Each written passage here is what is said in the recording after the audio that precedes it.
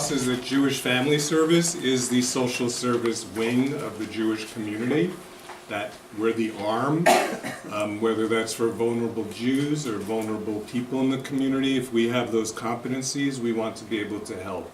And that is our Jewish action on behalf of the Jewish Federation and the Jewish community, that we're at the table when there's an issue in Boston with the legislator, we're lobbying with people, we're in the city of Springfield or West Springfield or Chicopee, and it's really nice to be able to be Jewish Family Service and be at the table and represented for all of us. You know, that we're taking care of our own, but we're really imposing or we're reinforcing our values by being at the table with all the players that are important in the community. And we're proud to do that on behalf of Federation and with Federation. Questions? Where does the service catchment area? We're the 4 counties of Western Mass. We have a relationship with the Berkshire Federation, and they hire a social worker from us for 21 hours. We also have clients through our Elder Guardian program in all 4 counties. And then we have one person who's a coordinator who works now 5 hours in Northampton. If you had to ballpark it, break it out, what percentage of this $3 million budget is Jewish as opposed to Jewishly inspired? Okay, I mean, I consider your immigration. 100%. Well, it's, Everything we do is based on Jewish values. I know, that's why I'm trying, that's why I'm. We don't track people by religion. No, that's not, I'm No. not making myself clear. Immigration Services, in my mind, is Jewishly inspired, but it's not a Jewish program. It's not a program to the Jewish community. Right. If you can sort of, in your own Okay, mind, so break the it out impact. that So way. basically- Jewish programming as opposed to Jewish yeah, inspired. so basically we're, you know, with public dollars, we can't segregate, we can't mix religion and state. Right. So we get about $100,000 of our $3 million budget is Jewish dollars. Okay. In income or in expenditure? In income. Your expenditures are much higher than that. So- Yes. No, So Bob, does the bulk of the money come from HIAS or government funding for elderly programs?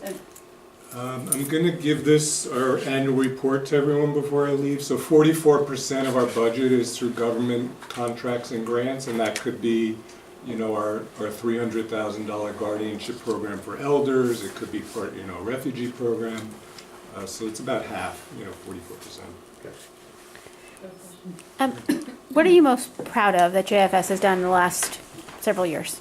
I don't know, Danny, What was the question? what are we most proud of? What are we most proud of? Well, I can tell you what I'm most proud of, because I can't necessarily speak for others, but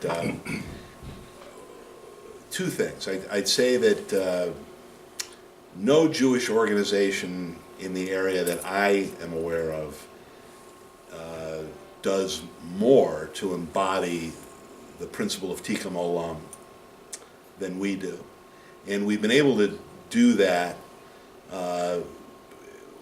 while keeping our fiscal house pretty much in order. We're certainly running into some adversity now, but for the 9 years I think I've been on the board, we've been a very tight ship and what I would say very competently run. And it's not hard to identify success stories in terms of individuals. So one of the reasons I like serving on JFS's board is because of the sort of in the trenches aspect of what we do. Great, thank And you. I would add to that, I think partnerships, I'm really proud of partnerships. You know, we showed a film the other night or the other afternoon, we had 110 people. We did the substance abuse in the suburbs. I think we had 65 people. Great program. So I think if the more partnerships, just the better off I think everybody is. So well, I'm very proud of the partnership that we have with the Federation Yeah. and JFS, and it works really well. So my question is, So a third of your revenue comes from the $1 million, the New American Grant, that's a federal grant, right? Many. What? There are many grants. That adds up to the $1 million? I'm not sure where you're New looking. American Grant, $1 million. In your budget. In your Oh. budget, $1,018,000. Many grants. So the Probably money- about 15 grants in there. So how, and that's for refugee resettlement? It's all kinds of What are the refugee things? work, it's resettlement, it's employment, it's English, it's citizenship, health program. So my question of the grants is how solid are the grants going forward? Like how do you feel about them going forward? Are they something you can rely on, particularly since seems to be, and I don't know how it is right now, an in the community, in the Springfield community, there was some Refugee. anti-refugee mood. And so what happens if the area doesn't want to accept refugees? What happens to the grant? Or what happens to your structure if the grant run out, with your overhead and your staffing and, I mean, it's how a- dependent upon Mhm. that is the whole thing. Yeah, I mean, it's a good question. I think it's part of the strategy going forward as to, for the whole community, and there's a community coalition as far as where refugees are best situated, where they should be living. In the next 3 to 5 years, there's talk of creating like a new American center. So those grants are tied to arrivals. Right. As you're That's what I was saying. getting at. So, that's one of the things we're looking at right now. We're resettling. It's just we have a relationship with Springfield that's precarious, Okay. tenuous, But it's temporary. temporary. In your budget, under development, there's a line that says Lennox, and it's 66,000. What is that? Is that a special fund? So we have a building, we own our building on Lennox Street, and there's a separate corporation. Okay, got So it. it's the Lennox Fund. And the reason we do that was set up many years ago because we can charge our grants and contracts rent, but we can't charge them capital mortgage. So JFS pays rent to Lennox, and then Lennox contributes back to JFS. Got it. Okay. Bob, what's your outreach like? How do people find out about the services? Social media, internet, we put stuff out through our media, marketing channels. If anyone has better suggestions, we have sort of our media list, so we do press releases to all the media outlets. Facebook page, which we put up, I think, about a year or Direct two mailings. ago. Direct mail, Word of mouth. email. And there's history. There's a great deal of history for JFS. Yeah. And we've been around for 100 years, so Yeah. it's, Well, I think you're a great organization. How has it changed having an office at the JCC? Oh, that's a great question.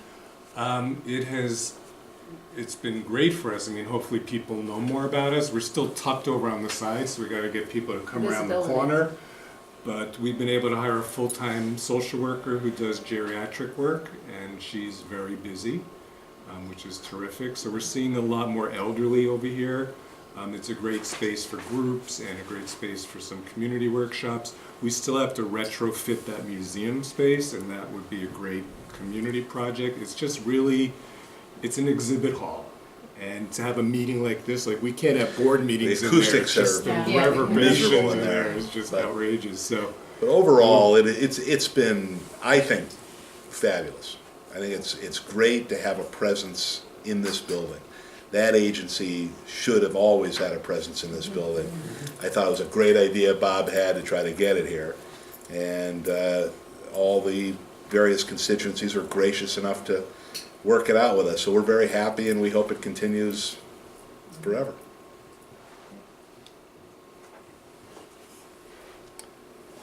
Anybody else? Thank you very much.